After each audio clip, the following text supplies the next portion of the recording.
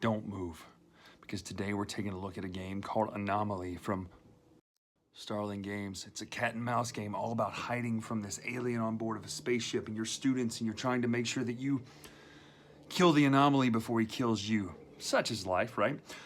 So let's take a look right now at Anomaly from Starling Games. Right now, I may not make it out of this review.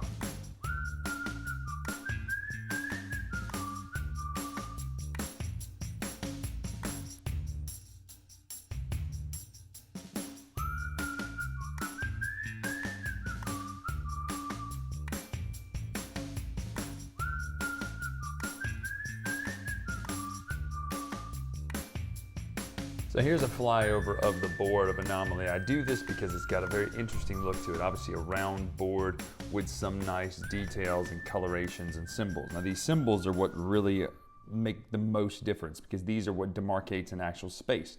There's only 4, 8, I think 12 or 13 spaces that you can even go to on the board, but the main game is played back here on your little mini board, which is pretty interesting because it's a cat and mouse sort of game. One player plays the anomaly, the other player plays the students trying to escape or trying to kill the anomaly. These are the different actions you can do on your turn, and I love that this is here. You have this nice little player reference guide, but the round board here is really cool because it allows you to play your character back here, and then these marker tokens here are reminders to show you where you think, if someone has a reveal there, and I'll talk about that in a minute, reveals their location. It helps you kind of keep track of where the students were, as well as for the anomalies, where the anomaly were for the students to keep track of. So on your turn, the anomaly gets 3 action points tokens, as well as some evolve tokens here. These are different than the students, so it's a little bit asymmetrical. The students get these cards here that allow them to move and track their location. When a student moves, they have to track their location by showing a symbol of one of the symbols, a la these, in the space that they landed in. So if they move here, they could show one of those 3 symbols. Now, that's nice, but it doesn't completely give the information to the opponent. Certain actions will require the student and the opponent to reveal themselves, and that's kind of the easiest way to get a piece of information, but also you can kind of bait each other through different actions. But the students can move or track, which means they take those tokens, those cards, and ask, hey, are you in a space with this symbol? The anomaly has to say yes. There are also these cards here, which are kind of the more special actions. You're going to get these, and notice they're top and bottom. Bottom for the anomaly, top for the student. And they do the special actions here, which will go down. Strike is you just hit in your space or 1 away. Bludgeon is you hit in your space only, but it does 2 damage. And the whole purpose, by the way, is to do enough damage to either the anomaly or the students that you win. You can bait it, which means you pull the anomaly 1 space closer to your bait token. Double strike, just 2 attacks. Stun baton, you got to be in the same space, but you knock the mess out of him. The trap is you place a trap down and hopefully try to do damage to the anomaly as he moves across that space. Far strike's range shot. The stim pack kind of lets you move 2 spaces, but you only have to show that you moved 1 symbol.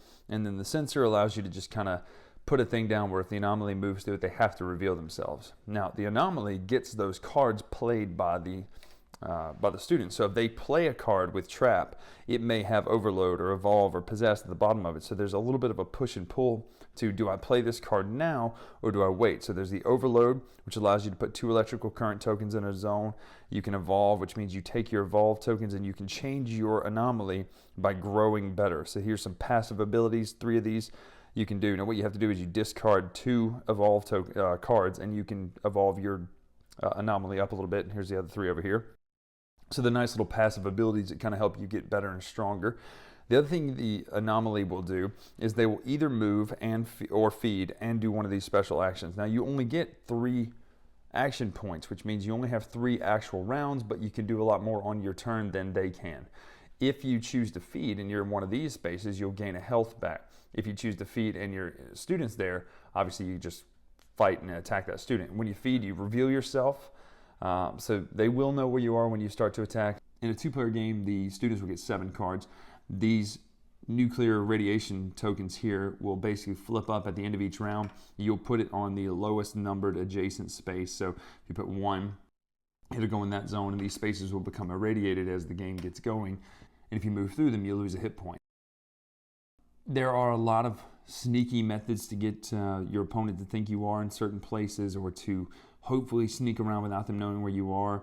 If you choose to, you can blow those up so the anomaly can't feed on them, but if you're in the same space when it blows up, it does do damage to you. The point is to whoever pulls the damage token of the other player to the middle wins the game. So that is Anomaly. I do like a lot of things about this game. First and foremost, the look of this game is top notch. Now, Starling is known for this. This is the company that brought us Everdell. So think about it. The round board alone is really cool, right? I just like the way it looks on the table. It's a nice high gloss and pretty colors. The cutouts are a little weird. I'm not sure why there's cutouts on the board, but that's, that is what it is. The reminder tokens look really cool. I like they're kind of almost holographic looking in the sense that they're not the actual pieces, and you have the standout sphere thing.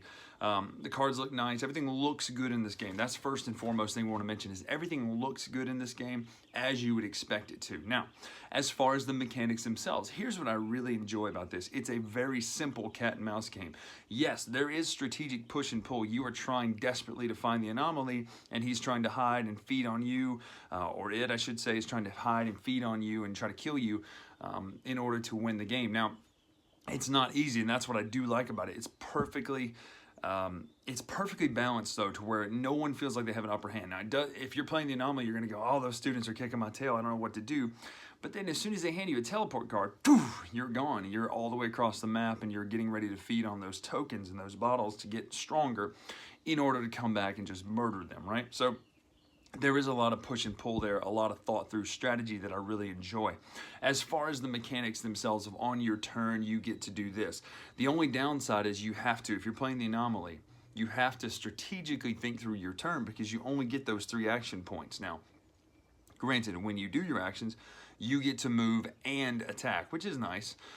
If you want to, I'm sorry, you get to move and do some of those actions, which is nice with the cards. But if you aren't careful and you waste all those turns, well, then the students are going to just waylay you because they've got a bunch of actions, back to back to back to back. Now, granted, you will get those nice cards that they offer, which is good for your next round, but you still have to be careful in how you play that out. As far as the hidden role element of this game, I do like that this is a simple hidden role game, a hidden movement game, sorry, not hidden role, a hidden movement game in which you don't have to have a pad of paper. I really love those miniature boards. I think that's a nice effect to give you the full board printed out and very streamlined. So yes, it does look like the board, but it doesn't have all the art that the main board has. It has the colors similar, but it has the symbols, which is brilliant. Now let's talk about that symbol system for a minute. I think the symbols, crazy light. I think the symbol system is a really cool way to get those, to give you just enough information without giving you too much information if you're the anomaly, right? The student says, okay, I'm in one of these spaces, and then that rotates off. And so you have to kind of keep track. Now, it says, here's my only gripe. It says you should use the reminder tokens to keep track on the main board. Now, personally, I think you should, I feel like that can almost be a strategy, though, where you're reminding where you think they are, but you really don't think they're there just so they think you think they're there in order to sneak up on them. I mean, there's a lot of play that can be done with those reminder tokens alone in just the way that you inform the other player what you think or what they think you're thinking, if that makes any sense. So a lot of push and pull, a lot of interesting mechanics there. I like the symbol system as far as the tracking and how you have to move and put up a card to show where you were or where you moved to. And then the anomaly kind of has to figure it out from there. Okay, wait a minute. They're on that symbol, but they went from that symbol and then deduced, okay, they have to be in this space. Can I get there this turn? And can I attack them? Can I feed on them? And still not take a bunch of damage when it rolls back around to them, because that's the key thing. Because if they're sitting there with a stun baton, you're going to take a lot of damage. So all in all, really interesting cat and mouse game. If you like hidden movement games, definitely check out Anomaly because it plays pretty fast. This isn't one that drags on and on and on. It plays fast. The turns move fast, which is key. And it's not super brain burny of, wait a minute, I think they're in this space, but he took a carriage and he skipped past the cops. So it's not a super brain burny trying to figure out hidden movement game, but it is a nice, lighter hidden movement game with a great look, a great theme, really fun. Go check out Anomaly from Starling Games. I'm Brian Drake here on the Dice Tower. Make sure to follow us on Twitter and Instagram at Dice Tower Brian. Until next time, we'll see you. Thanks so much for watching another Dice Tower video. If you enjoy our videos, subscribe to the channel for more fun, comprehensive board game coverage. Also, consider joining us at one of our events. Come to Dice Tower Retreat, a small, intimate gathering where gaming is king. Join us for Dice Tower Cruise, the largest board game cruise. Attend Dice Tower West in Las Vegas for gaming fun on the West Coast, or Dice Tower East in Orlando in sunny Florida. Dice Tower Conventions, the friendliest gaming conventions on Earth. I'm Eric Summerer, and you've been watching The Dice Tower.